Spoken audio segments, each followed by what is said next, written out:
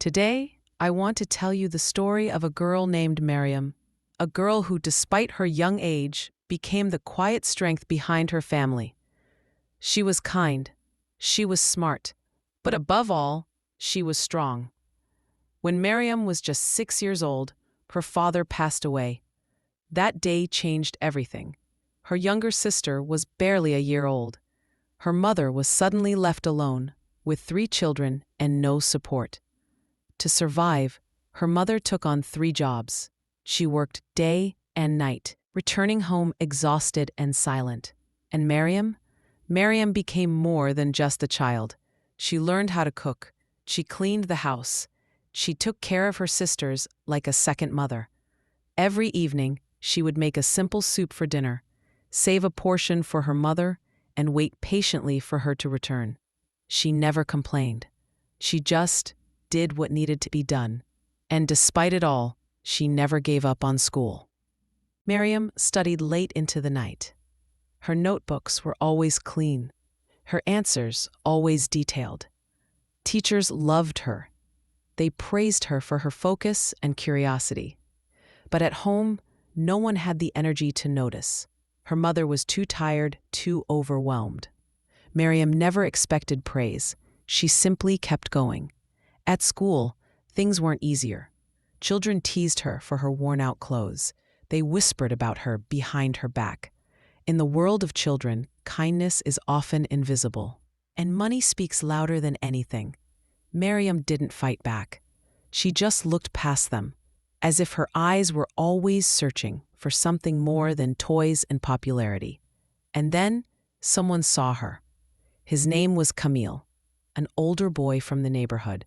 He had watched Maryam from afar, carrying heavy bags in the morning, laughing with her sisters in the yard, smiling, even when life wasn't fair.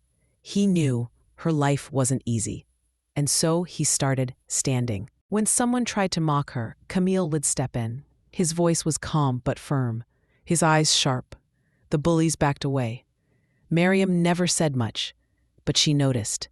To her, Camille was like a quiet guardian, someone who never asked for anything, but always showed up when it mattered, and that changed everything. One warm spring afternoon, Maryam sat quietly in the school library. She held a worn-out textbook in her small hands. The library was her escape, a place where no one mocked her. No one expected anything. She liked the silence. It didn't hurt. Then suddenly, a quiet voice broke it. "Why are you always alone? Don't you get bored?" Maryam looked up. It was Camille. She didn't expect to see him there. He stood with a book in hand, pretending to browse, but his eyes were on her. Maryam hesitated, unsure what to say. "I'm fine on my own," she finally replied. But her voice trembled slightly, and Camille noticed. He didn't leave. He simply sat across from her, opened a random book, and stayed silent. Not forcing, not asking, just there.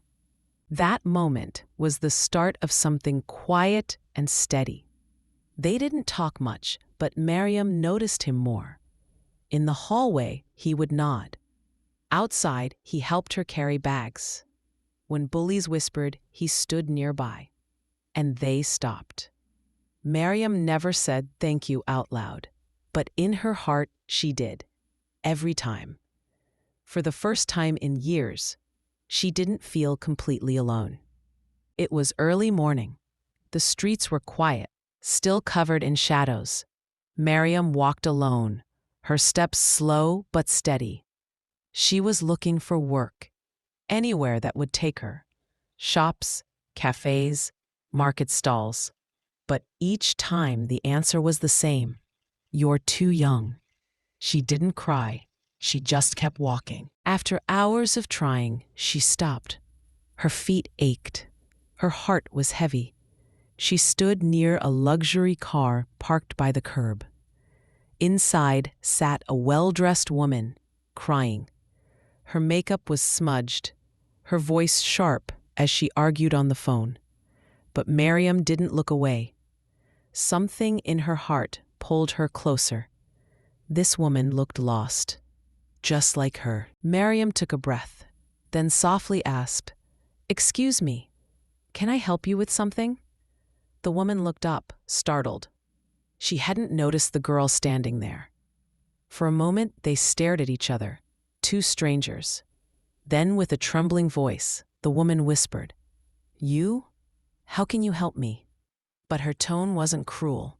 It was full of surprise. For a moment, the woman just stared. Her voice was softer this time. "You? How could you help me?" Maryam hesitated, then quietly said, "I don't know, but maybe you don't have to be alone right now." The woman blinked, caught off guard. No one had spoken to her like that in a long time. Something in Maryam's voice felt real, honest. She opened the car door. "Come, sit with me." They sat together in silence, a girl in a simple dress and a woman in expensive heels. Two strangers, side by side. Then the woman asked, "What's your name?" "Maryam." "Why are you out here so early?" Maryam looked down. "I was looking for work. My family needs help." The woman fell silent again. This time, not out of sadness, but deep thought. The next evening, someone knocked on their door.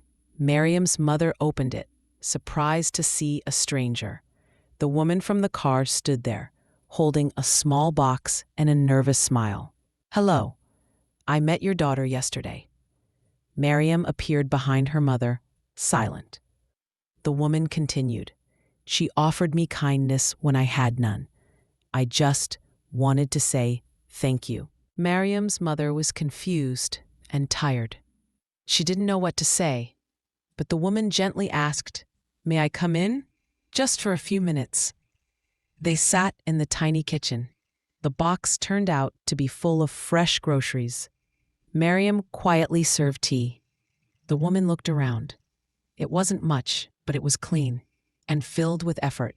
"I run a small business," the woman finally said, "and I think I could use someone like Maryam. Not now, but one day soon." Maryam looked up, surprised. Her mother said nothing for a moment. Then finally she nodded. It was small, but it was a beginning. A tiny door opening in a heavy wall. And in Maryam's heart, something bloomed, something like belief.